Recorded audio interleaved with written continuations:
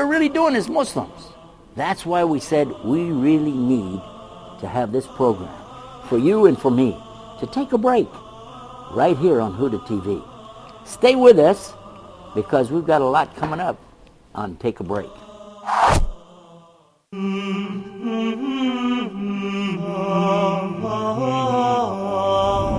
say that the translation has been indirectly influenced with the Israelite narrative. We haven't faced any problems in our preparations. We can't call it the wise Hajj. In Egypt, you have a huge amount of initiative going on in terms of developing qualifications in different parts of the system. Reading helps you gain knowledge, but saving the net doesn't help you at all. They are all welcome to participate in the discussion and the debate about the development of qualifications. What types of books our children do or should read? Join me for further discussion of Focus Point.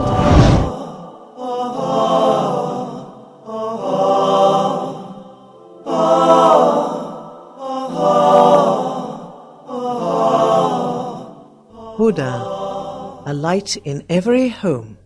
It comes to you the truth and the attribute of the one who created you, that he's one and alone running this universe, that he doesn't become born, he doesn't die, he doesn't eat and then go to the bathroom. This is not God. The problem here is it doesn't make sense. Who was Jesus worshiping? Because it's recorded in the Gospels. Despite all of the other issues about the Gospels, we put those aside. We just say it's mentioned there that Jesus worshiped God. One who protects us from hunger.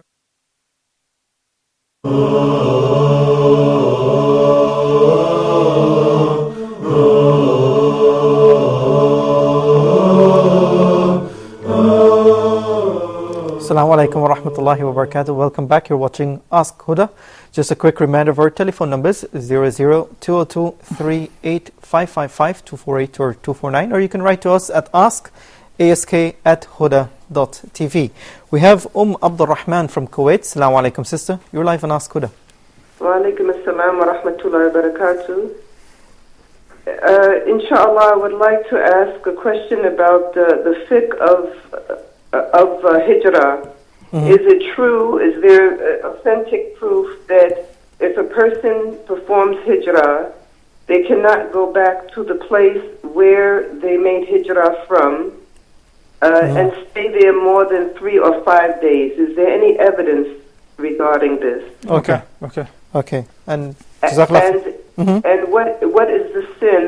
What sin is upon the person if they return to a place where they have made hijrah from, for example, to take care of an elderly parent where there are no other siblings? Okay. Jazakallah khair, sister. Go ahead. My third question is As-Sabru one of the names of Allah? As-Sabru. Sabru? Okay. Jazakallahu khair. Barakallah feek, sister Abdul Rahman there from Kuwait. We also have brother Saleh from Switzerland. Assalamu alaikum, brother. You're live on Ask Huda. Assalamu alaikum wa rahmatullahi wa barakatuh. Wa alaikum assalam wa rahmatullahi wa barakatuh. My question is, I have two questions, and the other is a comment. I'll start with the comment. Is it possible that you increase your time, because 1 hour is not enough for the program? I don't know. So this is just a comment. And my first question is, people who go for Huruj, I don't know, it's called Huruj, or who go for Dawah at the mosque, sometimes they come from another country to another country. Okay. Is this some they go to travel up to India, even they never been for the Hajj? I got your question. Okay, and the third question is reciting the Quran without having ablution, that is by heart, reciting the Quran by heart without having ablution. Is it accepted or not? Okay. Jazakallah. You're welcome. So, brother Saleh there from Switzerland. Brother Saif from the Kingdom of Saudi Arabia is asking about the hadith of Tamim al-Dari. He wants to know that he didn't mention anything about the eye, and he wants to know if you can give some description that he missed. Basically, this is a sound hadith that's collected by Al-Bukhari and Muslim, in which the Nabi sallallahu alaihi wasallam once, I'm going to give the summary because this is a very lengthy hadith. We would like to take a whole episode just to discuss this beautiful hadith. but just to give you some insight about it. And Nabi sallallahu alaihi wasallam once gathered the Muslim Ummah in Medina, and he climbed the minbar, and he said that, you remember I used to talk to you about something that it has been confirmed right now. Tamim ibn Aus al-Dari was a Christian, and he accepted Islam, and he came to give the Pledge of Allegiance. And he narrated to me a story that's confirming what I used to prophesize and I used to tell you before. It is pertaining the false Messiah or Al-Masih al-Dajjal. What about it? He said that Tamim al-Dari, he was a sailor. So once he was sailing, he was on a boat, him and about 30 other people, where their boat or ship drifted away and ended up at a deserted island. So once they got off the boat, they have seen a very disgusting and awful creature. They asked her or him, said, "Wow to you, what are you?" They said, it said, "Ana al-Jassasa."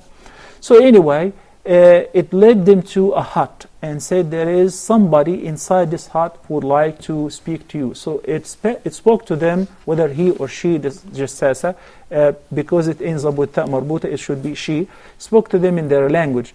So when they enter into a deer or the hut, they found a man. They said, "We found an insan, that we have never seen any greater creature than him. And he was so ugly, but so huge. And he was so tightened up and fastened. His hands were fastened up to his neck. And his knees all the way to his ankles were fastened with iron, with metal, all the way." So he spoke to us, and he asked him 3 questions about the date palm trees of Bisan, the lake of Tabariya, and about a water well. And then he said, he gave them some prophecies. And they asked him, "Who are you anyway?"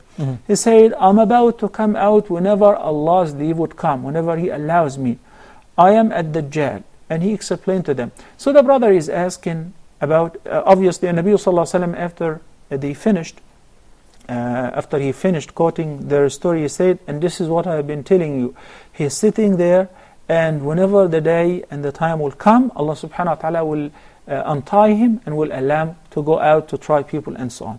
The biggest and the worst trial that every prophet used to warn their people against is the trial of the false Messiah. And Nabi sallallahu alaihi wasallam said, "I'm going to give you some descriptions that you cannot miss him." Number 1, عَيْنُهُ مَمْسُوحًا. One of his eyes is blind out and it's wiped out. So it's like there is, it is completely removed. Maybe there is a scar in its state.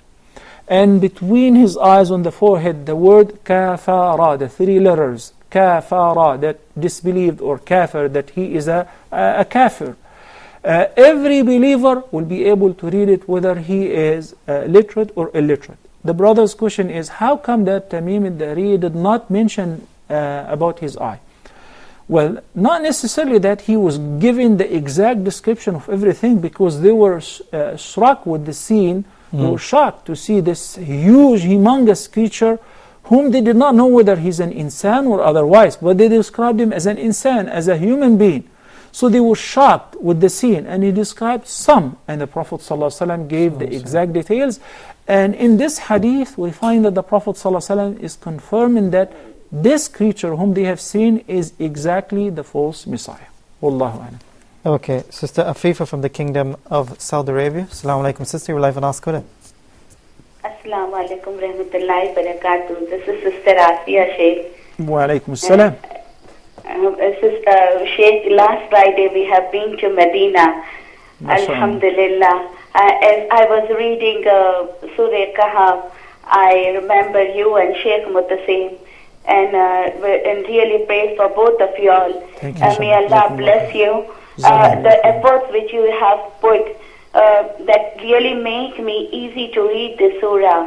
I'm really thankful for it. Jazakallah khair. We're indeed very lucky, and may Allah accept your dua. Thank you so much.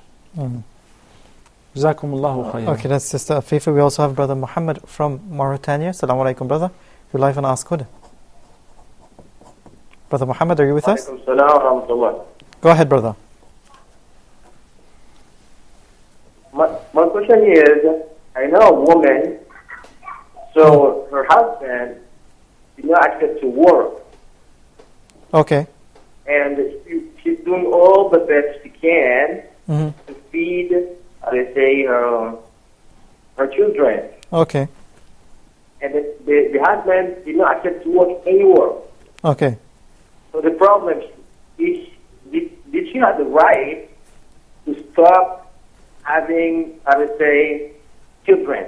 Okay. Because whenever she got pregnant, she got a lot of problems, and she's just depending on the other people, and it's not easy to be helped in this way. Okay, got it. Jazakallah khair, Brother Muhammad there from Mauritania. A question that the brother also asked, Saif, he wants to know if it mentioned any place in the hadith, any specific continent where they found the Dajjal? Yes, the hadith discussed that his followers will be 70,000 from the Yahud of Asbahan. This is a place in Iran currently. So that will be his beginning, but where will he emerge from exactly, Allah knows best. Okay, and Sister Mariam from UAE, she wants to know if there's any difference between Taraweeh, Tahajjud, Qiyam. Are they all the same? The word Qiyam is general and it covers all of that. And Tahajjud likewise. Allah subhanahu wa ta'ala said with regards to reciting Quran in the night prayer, وَمِنَ اللَّيْلِ فَتَهَجَّدَ بِهِ نَافِلَةً لَكَ عَسَىٰ أَن يَبْعَثَكَ رَبُّكَ مَقَامًا مَحْمُودًا. So if somebody prays at night, it is called Qiyamul Layl, where somebody is standing. Qiyam means standing in prayer at night. But the Taraweeh is specifically describing certain prayer after Isha during the nights of Ramadan. It was prescribed initially by the Prophet ﷺ. Then after a few days, the Nabi ﷺ dismissed the companions and let them pray all on their own. The purpose of that was not to think that it is mandatory. And we discussed before a hadith that is collected by Imam al-Bukhari, in which that al-Mu'mineen Aisha radiyallahu ta'ala anha wa ardaha stated that in kana Rasulullah sallallahu alayhi wa sallam la yada'u al-amala wa huwa yuhibbuhu khashyata an yufrada ala ashabi, which means that sometimes or many times that a Nabi sallallahu alayhi wa sallam used to abandon a righteous act of worship, that he used to love to do it and he would love to resume doing it, but he would cease its performance so that it would not be considered as fard or mandatory. He would interrupt its practice. And she gave an example of the duha prayer, which she said, I have never seen the Prophet ﷺ praying duha, while we all know that Salatul Duha is emphasized in many ahadith, so that he used to pray it many times to the extent that some people would think it is fard. And then he will interrupt in order to confirm that it is not fard, it is mere recommended or sunnah. Similarly, Salatul Taraweeh is sunnah. It is not a wajib, nor is it mandatory. And to pray it in congregation, whether the imam is praying 8 rak'ahs in addition to shafa and watch, or 21 rak'ahs, is highly recommended, and it is recommended to pray it in jama'ah. The jama'ah was reassembled by Umar ibn Khattab, may Allah be pleased with him, and he did not do any act of innovation, because basically it was done during the life of the Prophet ﷺ in congregation. So if the imam is praying it in whichever format, 11 or 21, and you are a follower, it is best for you to follow the imam until he finishes the prayer, because the Nabi ﷺ said it will be considered as the entire night prayer for you if you pray with the imam until he finishes. You do not withdraw before the imam finishes. And do not create any fitna or confusion in the community, because as I said, if you pray 8, then shafa and watch total is 11, or you pray it with the imam 21, that is perfectly fine. If some people pray after that, it is also permissible. If you ask me about the best, that the hadith indicated, which is narrated by Aisha radiyallahu ta'ala anha wa ardaha, that the Prophet's night prayer never exceeded the 11 rak'ahs, the 8, then the shafa and witr. Wallahu a'lam. Okay, her second question is, if one of the women is from the set that you mentioned about who can recite the Quran during her menses period, should she perform wudu before reciting the Quran? It is permissible. And the Nabi sallallahu alayhi wa sallam, whenever he would have an intimate relationship with one of his spouses, he might go to sleep without taking a bath. Why? In order to inform us it is permissible to sleep without taking a bath until the next prayer, which is Fajr, obviously, in this condition. But he would perform wudu to sleep in wudu. But would wudu be enough to lift the major impurity? Obviously not. So, women during their menses sometimes they feel that they want to perform wudu. They want to live the moment. That is permissible, and they may be rewarded for that. Wallahu a'lam. Okay, Sister Mariam from the UAE, she seems very troubled. She said her sister, she's working as a housemaid in the UAE, and she accepted Islam last January. However, her boss found her making the sign of the cross. The madam, or the boss of the house, found her making the sign of the cross. She's working as a housemaid. Okay, so she noticed that she is praying the Christian prayer. Yeah, just she make the sign of the cross. Okay. Okay. So she told her, which is the sister of Maryam, that she should take off her hijab and she should not be a Muslim. Why? Because she sees this, that she's still a Christian. So Sister Maryam wants your advice of how she can deal with such a situation when she doesn't want her sister to return back to her old religion. Okay. I guess frequently we give da'wah to the Filipino community, and we have seen how soft-hearted they are, and they accept Islam in great numbers. MashaAllah, la quwwata illa billah. To the extent that sometimes you think that they're making it up, and they're just trying to please you or whatever, and they end up better Muslims than those who are born in Islam. So, I would like to discuss the hadith of Usama ibn Zayd when he was on the battlefield, and one of the worst enemies who have hurt the Muslim army a lot and killed many of the Muslims. Now he was overcome by Usama ibn Zayd. Then Usama ibn Zayd was ready to kill him, and he said, Ashhadu an la ilaha illallah wa anna Muhammadan Rasulullah. The disbeliever said. So Usama ibn Zayd still killed him. And when the news reached the Prophet ﷺ, and he accounted Usama for what he did, and Usama was one of the most beloved to the Prophet ﷺ, and similarly his father. He said, Ya Rasulullah, he only said that word to save his life. He did not really mean it. Okay, the sister now is saying that she's not really a Muslim, let her take her hijab off and let her become a Christian back. Okay, we want to compare between the two incidents. Usama ibn Zayd judged this person, and I say to myself, even though I have heard this hadith repeatedly, if I was in Usama's condition, I would have done the same. I would not have the least mercy on this person who was a big criminal, and I would have assumed the same. He only said it in order to save his life.